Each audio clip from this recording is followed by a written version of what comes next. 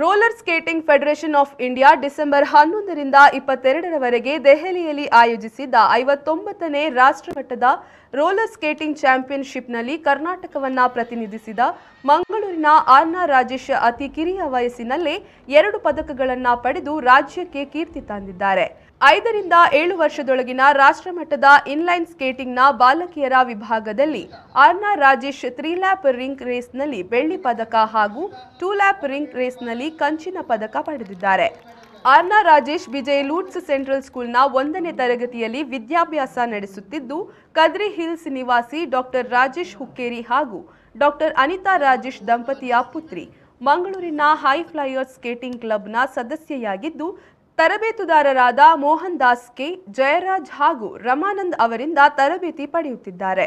ಬೆಂಗಳೂರಿನ ಕೋಚ್ ಪ್ರತೀಕ್ ರಾಜ್ ಅವರಿಂದ ಬೆಂಗಳೂರಿನಲ್ಲಿ ಹೆಚ್ಚಿನ ತರಬೇತಿ ಪಡೆಯುತ್ತಿದ್ದಾರೆ.